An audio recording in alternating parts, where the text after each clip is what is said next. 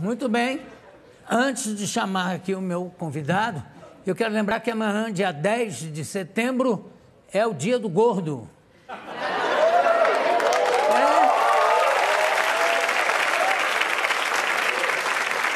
Eu não tinha a menor ideia, aliás, para ser sincero, eu nem sabia que o gordo cabia num dia só. Rodrigo Santoro, meu amigo, venha para cá.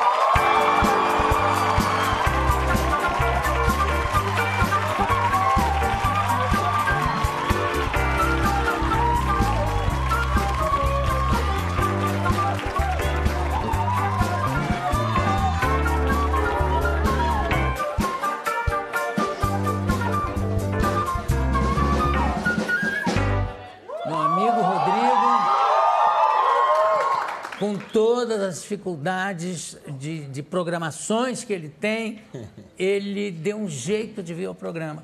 Fiquei muito sensibilizado, muito tocado por esse teu carinho. É um prazer enorme estar aqui sempre. Já vi que a plateia está animada hoje, né? Isso é bom. Ser bom. E o filme, você tem uma nova versão do Ben-Hur. Ben-Hur. Pois e você faz Jesus Cristo. Jesus. Que, aliás, é impressionante, porque em termos de linhas, eu estou dirigindo uma peça agora do Shakespeare, o Troilo e Cressida, que todos os atores são simbólicos, porque tem Agamenon, Aquiles, enfim, Helena. E, no entanto, a participação em termos de linhas, ninguém sobressai em termos de linha. E todos aparecem. Eu me lembro, na primeira versão do Ben-Hur, que o personagem do Cristo foi a coisa que mais me marcou no filme. E eu tenho a impressão que vai acontecer a mesma coisa. Primeiro, você é um ator excepcional. Não é? A competição prova isso, não é? Porque não é fácil você chegar lá e impor o seu talento. Depois, porque o papel é o papel de Jesus. Como é que ficou para você trabalhar esse papel, esse personagem?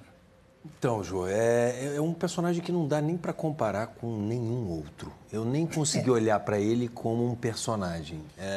Inevitavelmente, acabou sendo uma experiência pessoal. Eu sou neto de uma avó católica, italiana, imigrante. Santoro, exatamente. E a minha outra avó, que, enfim, já faleceu, mas ela era espírita. Então, eu cresci sobre duas influências muito fortes. Todas elas cristãs. E a minha avó, a espírita, era kardecista e muito aplicada também, as duas, na verdade. Então, para mim, foi uma experiência, assim, acima de tudo, e muito pessoal. Foi incrível, foi poder também fazer um mergulho interno e descobrir muita coisa sobre o próprio Rodrigo, sobre a minha relação com essa imagem que a gente tem, né? Eu cresci escutando as histórias do Menino Jesus, né? O Menino Jesus, minha avó sempre me contou. Então, de repente, estar ali tentando dar vida para aquilo, tentando compreender e mergulhar Nossa, foi um mergulho incrível, inesquecível. E você começava a filmar? Como é que era o roteiro de filmagem? Começava a que horas? Depende do dia, por causa da maquiagem. Vou te falar o dia mais longo, que foi o dia da cena da crucificação. Eu fui para a maquiagem, eu tinha o carro que me buscava 1h da manhã, e aí eu cheguei lá às 1h30 na maquiagem e saí de lá às 8h30. Então fiquei mais ou menos de 1h30 da manhã às 8h30 fazendo a maquiagem de todo o corpo, né, porque aquela cena é uma cena muito forte, enfim, e tem todo o que a gente já conhece, né? 8 horas estamos falando?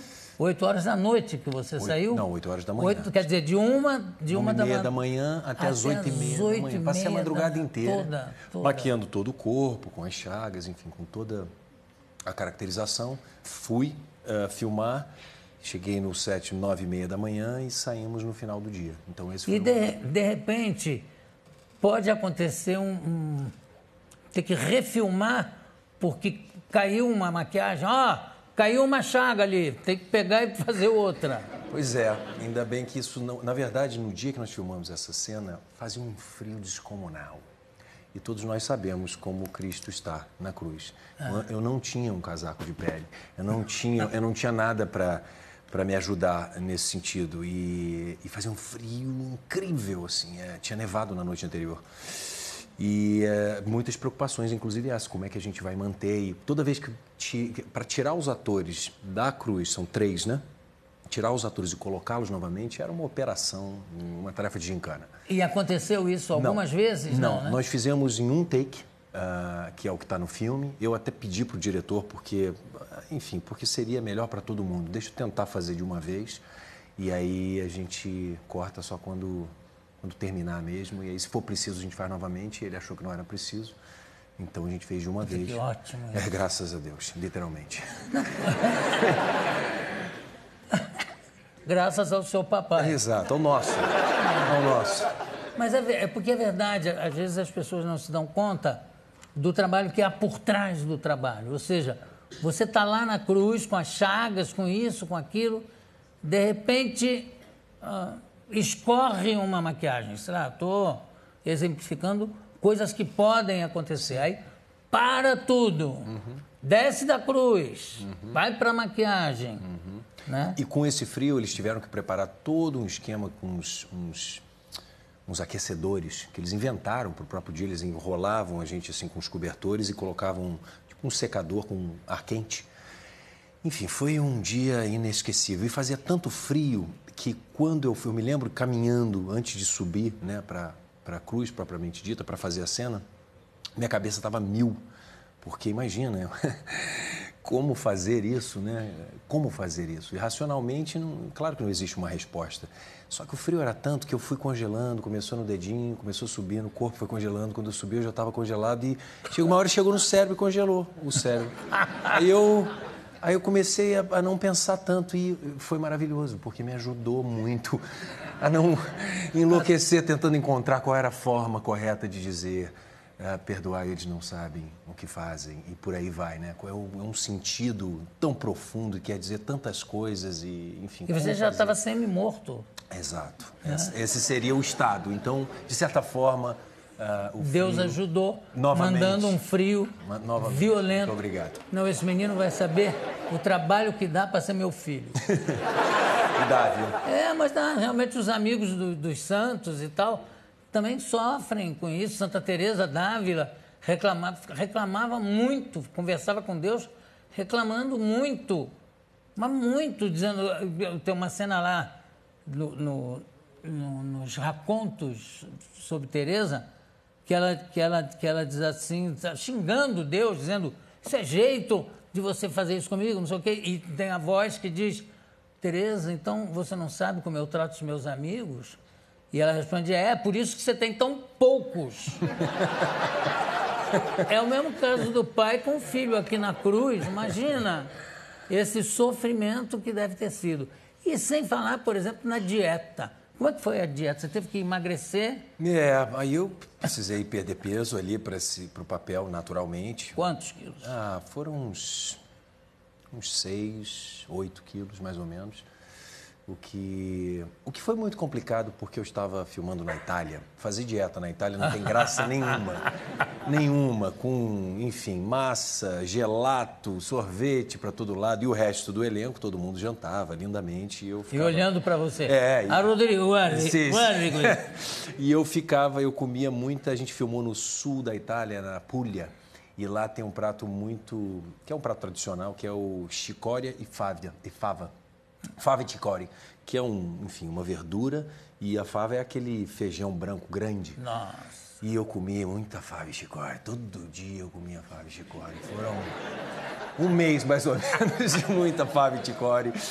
Mas quando acabou, nós fizemos uma refeição, inclusive todos os atores, nós nos juntamos para esse momento, quando eu quebrei a dieta. E aí eu chorei, né? E lágrimas. Um macarrão simples, era um macarrão com molho vermelho, com manjericão, mas era uma emoção, era uma coisa que me comoveu inteiramente. Mas a fava É o feijão branco, vamos dizer Feijão assim. branco. Né? Ele é um pouco maior, né? Aquele bem grandão, assim. Mas é gostoso, não é gostoso? É. No primeiro dia? No primeiro dia, no segundo, no terceiro, na primeira semana. Depois já começa a ficar um pouco, né? Mas enfim, fazia parte. E claro, eu comia algumas outras coisinhas, mas não podia mergulhar no... Eu queria mostrar umas fotos. Eu sei que a gente tentou obter algum trecho do filme, mas é claro que é impossível, porque é tudo guardado para quando o filme foi exibido, quando começar a rodar trailer, etc. Mas tem umas fotos que eu achei belíssimas. Willem, vai mostrando na sequência. Olha. Vamos lá. Olha aí. O filme já estreou, não? Já estreou. Né? Está nos cinemas neste momento. Para quem, inclusive, tem curiosidade, está nos cinemas. Aqui no Brasil já está rodando. Já está rodando. Eles só não liberaram a cena da crucificação. É porque ela está no final do filme, eu acredito que... É o impacto maior. Olha lá. Essa é a Via Cruz. Tem uma foto do momento. Apesar do sol, gente, fazia um frio realmente, como eu já descrevi. Olha lá, olha como está o banheiro. Gente, esse é qual? É o bom ou o mal? Ou é você? Não, sou eu mesmo. Nossa. Eu mesmo. Que loucura, gente. Foi inesquecível. É uma sensação indescritível você estar nessa situação. Tem mais uma foto? Não, né? Mas tem um videozinho. Vamos ver também. Vamos sugar.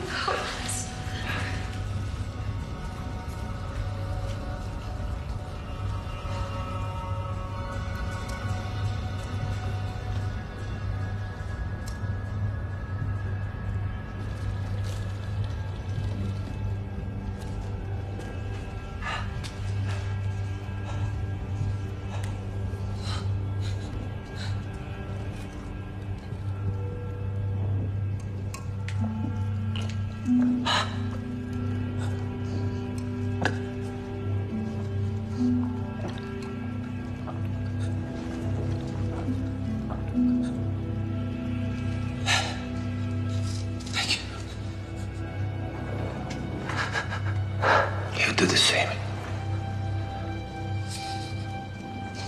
Get up.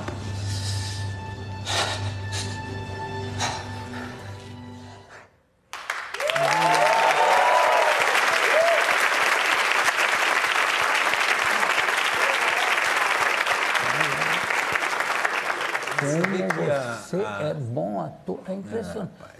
É verdade. É Jesus. É Jesus. Na verdade, você vê que o que a gente tenta fazer nesse filme é ter um retrato de Jesus mais humanizado do que a gente está acostumado a ver no cinema, especialmente. Então, a ideia do diretor, inclusive, é ali, nesse momento em que ele dá água para o companheiro nem sabe que ele é Jesus. Então, a gente trabalha com uma relação muito direta, muito humana. E tem uma coisa, dá para perceber o seguinte, que o papel de Jesus, o seu papel nesse filme, é muito mais importante, muito maior do que na primeira versão. Na primeira versão, o diretor, o William Wyler, ele optou por não mostrar Jesus. Ele estava sempre, era um pedaço dele, entrava uma música. Dando água mesmo nessa cena da água, ele nunca aparecia. Verdade. Aí agora, o diretor, o Timur, né, que é o nosso diretor, ele teve uma leitura completamente diferente. E aí... Maravilhosa, aliás. Maravilhosa. Dá vontade de sair daqui correndo para assistir o filme. Quem não viu já tá no cinema, acho que 2 semanas, então a gente corre para o cinema. Quanto tempo de filmagem, Rodrigo? Foram, para mim, 2 meses. Eles levaram, acho que quase 6 para fazer todo o filme. Mas eu fiquei 2 meses. 2 meses? Uhum. E sempre tudo nessa região da Itália? Tudo se chama Matera. Você já foi nessa cidade? Não. Matera é uma cidade ali no sul da Itália, na Puglia. É uma cidade incrível. Eu fiquei absolutamente apaixonado pela cidade. Tudo filmado, não tem efeito especial, é realmente uma cidade escavada, tem a parte velha da cidade, onde ela é toda escavada na pedra. Então é algo assim... E tem o mesmo clima da região de onde a história se passa. Exatamente. Não é? Ali, Israel, Palestina, enfim, toda aquela... Tem o mesmo clima. Né? Tenho aqui ao meu lado o Rodrigo Santoro. Rodrigo, né, por ocasião da filmagem, você teve um encontro com o Papa. Pois é. Ele te tratou com devido respeito? Todo respeito. Ele é argentino. Ele é argentino. E eu posso lhe dizer que foi um encontro, enfim, foram os 8 segundos mais longos provavelmente da minha experiência aqui nesse planeta, porque eu não sabia o que fazer, o que dizer. Eu, na verdade, fui assistir. Ele vai ali para a Praça São Pedro para falar, né? Acho que semanalmente, ou a cada 15 dias. E nós fomos convidados pela produtora do filme, fomos lá, assistimos enfim, todo o discurso dele. E, ao final, ele vai aleatoriamente falando com algumas pessoas. E tinha uma senhora do meu lado, muito nervosa desde o princípio. Gritava, inclusive está na foto. Quem olha a foto vê ela estava assim numa tensão tomada. E ele veio falar com ela. Logo depois dela, eu estava ao lado. Ele passou por mim assim e eu não sabia o que dizer, só que eu estava com a barba, com o cabelo. Estava de Jesus. Estava naquele momento, estava terminando. Inclusive, faltava só uma cena para terminar o filme. E aí eu falei algumas coisas em espanhol, sabia que ele falava espanhol e, enfim, dei os parabéns pelo trabalho que ele estava fazendo, alguma coisa assim, e disse que eu estava fazendo, que eu era um ator e que eu estava fazendo. Quando ele não deixou terminar de falar e me deu uma bênção ali que aconteceu. E eu, enfim, eu fiquei... Até hoje eu estou tentando, assim, entender o que exatamente que eu senti. Não por ser o Papa, mas pelo simbolismo que isso, sim, na verdade, claro, significa. Estava ali fazendo aquilo, fui lá sem a menor... Inclusive, muita gente achou que foi uma jogada de marketing, porque depois as manchetes diziam o Papa abençoa Jesus no filme. Porque eu estava fazendo o personagem, então baixaram, eu falei, não, você não liga pro Papa, fala, Papa, a gente vai chegar aí lá pelas 3, se der para dar uma passadinha, não tem isso, né? Então aconteceu mesmo. Mas ele sabia que você estava fazendo o papel de Cris, nada? Não, porque eu comecei a falar porque eu sentia... a hora que ele me olhou, a hora que ele me olhou assim profundamente, eu sou um ator, eu estou fazendo um trabalho, um filme aqui, não sei o que, ele veio e me abençoou e já seguiu e eu fiquei ali. Você não abençoa ele de volta? Com o coração. O máximo que eu fui fazer foi agradecer. Papa, sou no Jesus, Papa. Isso realmente deve ter sido uma emoção impressionante. Foi incrível. Aí, de repente, é uma coisa com a outra, quer dizer, uma experiência de vida que você está tendo que se deve ao fato de você ser um ator extraordinário. Porque não é questão de dizer, não, é um rapaz bonito, aí vai lá, fez uma coisinha. Não, você tem um trabalho muito sério por trás disso tudo. Nada acontece por acaso, em primeiro lugar. Em segundo, no teu caso, há uma dedicação muito forte em tudo que você faz.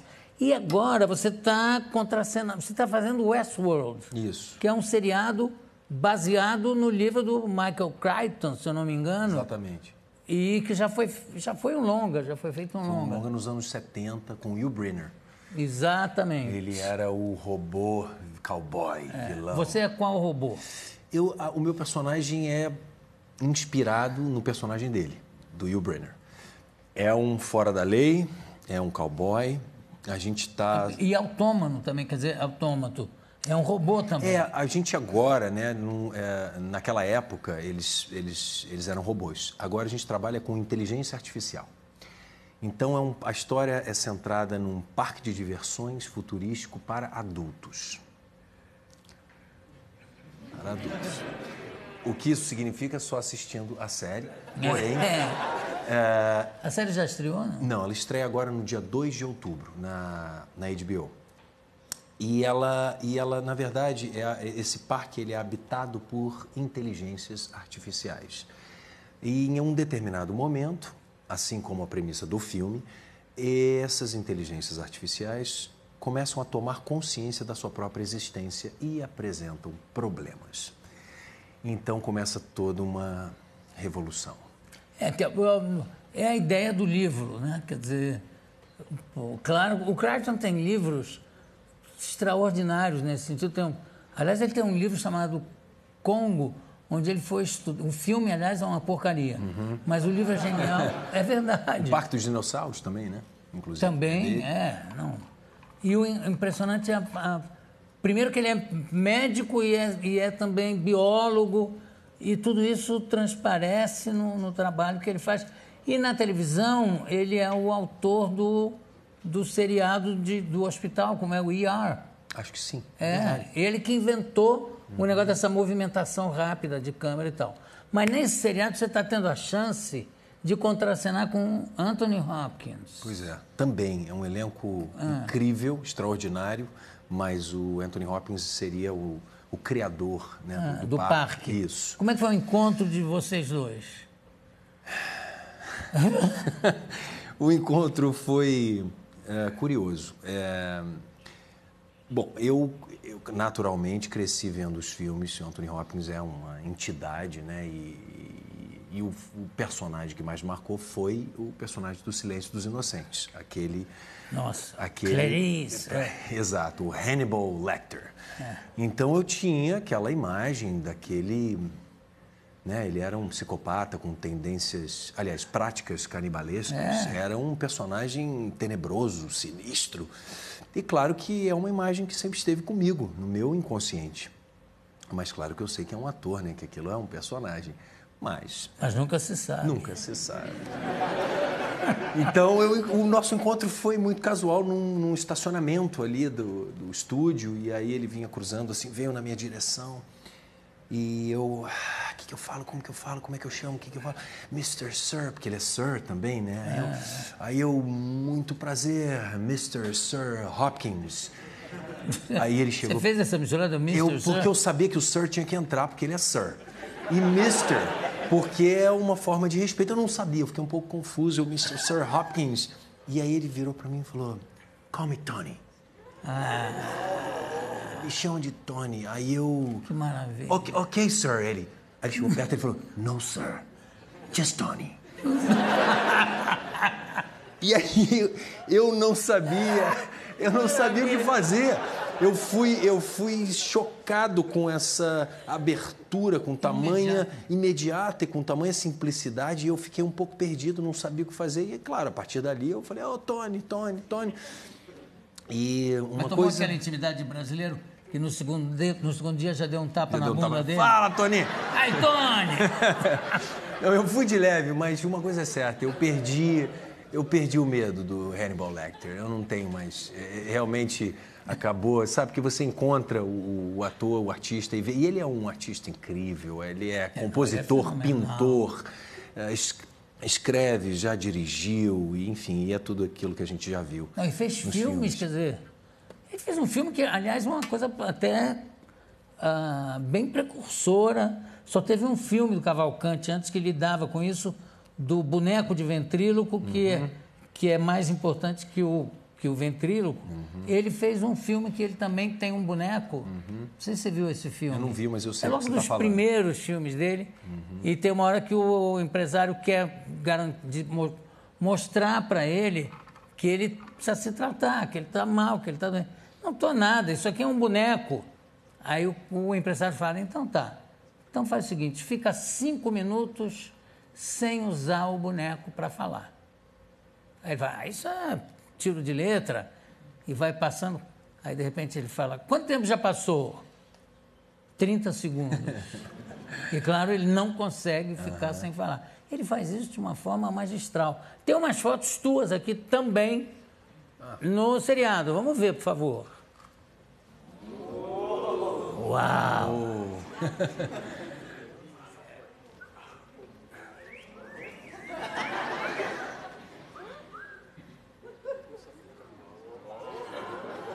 Essa é a Tandy Newton. Olha que lindo. Esse é o Hector, esse é o nome dele. Maravilha.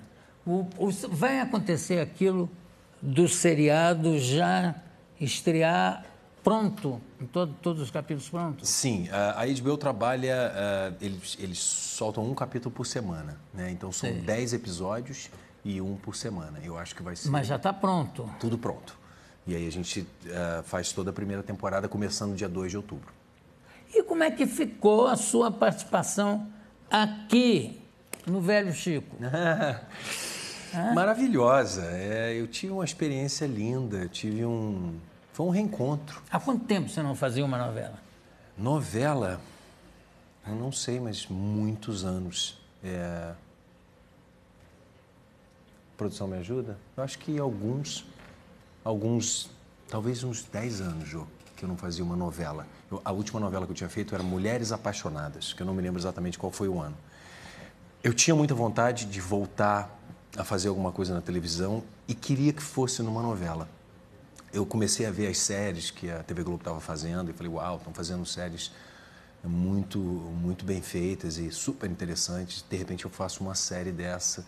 Mas a ideia da novela, pelo fato da novela ser o folhetim mesmo, de dialogar com o grande público, de ser o que é a novela. Essa novela era de 2003. Olha, é isso? 2003, uau. Então estamos falando de 13 anos. 13 anos. Pois é. Você era um molequinho, Passou, menininho. Eu era um menino. Outra coisa que eu notei ali nessa cena, que aparece você de perfil, magérrimo. Sim. Né? Isso foi depois de filmar Cristo? Foi antes? Na verdade, eu fiz as duas coisas. Eu parei para fazer, eu fiz o Cristo logo depois, o Ben-Hur, né? E logo depois eu comecei a fazer esse trabalho. Eu tenho uma tendência natural, enquanto estou trabalhando, que no set eu não consigo comer muito. Então eu perco peso. Toda vez que eu estou trabalhando, eu emagreço. Ô, Vini, vê nessa foto que eu estou falando, é do Westworld. Eu não sei se é essa foto. Você vê que é uma coisa assim, seca, não é? Impressionante.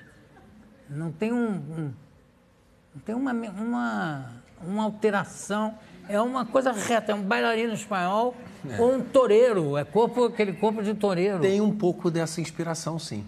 Essa é a sua sensibilidade, tá vendo? Você viu uma foto de perfil, já quase de costas, e já entendeu um pouco da personagem. Tem um desenho, tem um pouco dessa linguagem corporal, porque acho que assistindo a série o pessoal vai entender o que é um personagem. Ele é um personagem, ele tem um personagem. Agora, vem cá, você está morando, se isso existe, porque eu acho que o ator moderno hoje em dia, ele é como um cigano. Ele vai dormir num lugar, acorda em outro, praticamente, né? Você tem alguma residência que você pode chamar de residência fixa? Sim. No Rio. No Rio de Janeiro. Eu moro... Onde mora o seu papai também. Isso, meu pai. Uma doce figura. E que cuida de você também ou não? Cuida não, ele já da cuidou. Parte profissional, não? Ele me ajudou. Meu pai é engenheiro e ele, inclusive, está me assistindo. Beijão. Não podia perder, não podia perder. Vou nessa aqui também. Olha aí, olha só. Se deu bem o italiano. Para a mamãe também. Pronto, para não ficar com ciúmes. Também, principalmente. Pronto. Ele me ajudou numa época da minha carreira, mas ele tem o trabalho dele, imagina. Foi só uma época que eu precisei, mas eu sempre, enfim, me aconselha muito, né? A gente tem uma relação muito próxima, ele é muito parceiro em tudo. E você, o teu trabalho, agora mesmo esse trabalho, o Ben-Hur, que é um trabalho que foi filmado na Itália, numa cidade... Aliás, a locação é perfeita porque é igualzinho à área onde a história o original se passa.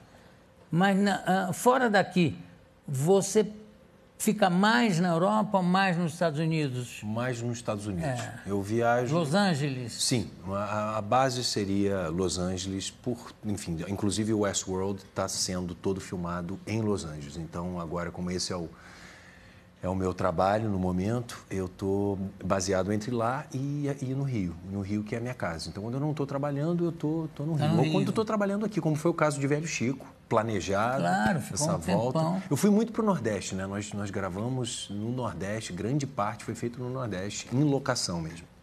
Dos filmes que você já fez, você fez o 300, né? E você parece que passou por um apuro na Bulgária, quando estava filmando o 300, num supermercado. É. Como é que é essa Não, história? isso foi só porque eu não falo a língua, né? Na língua da Bulgária, eu não conseguia entender absolutamente não fala nada. búlgaro? Não, eu não falo. Eu não me especializei nessa língua e eu fui ao supermercado e eu estava de dieta. Para variar um pouco, eu estava numa dieta para fazer o filme e eu fui comprar... O filme era o 300? O filme era o 300, na época o 300, a parte 2. E eu fui no supermercado comprar comidas de dieta, né? Uma folha, uma coisinha assim, aquela coisa bem sem gracinha. Então eu fui, só que eu não sabia dizer nada. E o que aconteceu foi que eu não conseguia me expressar. Então rolou uma linguagem de símbolos e de sinais e ao mesmo tempo eu comprei a coisa errada, claro. Eu cheguei em casa achando que era uma coisa, achando que era o peito de peru e era outra coisa. Mas peito de peru, como é que você vai pedir peito? Mas em inglês búlgaro. eles não entendem? Não, ninguém falava Esse inglês. papo é só em cinema americano, que todo mundo fala inglês. Lá fala nada. não tinha, eu fiz todos os negócios. Como é que é o peito de peru? Eu tentei ir no... Você chegou a fazer o... E aí ele apontou para um lado, eu peguei, e aí cheguei na recepção do hotel e aí ele falava inglês e ele falou, não, eu acho que eu acabei comprando porco e acabei... não era o que eu queria e... Comprou um peito de porco. Não foi nem peito. Talvez o quadril, foi alguma parte, eu sei que foi enfim, coisas da... Naquela época eu não tinha, hoje em dia a gente tem rápido o Google, né? A gente vai...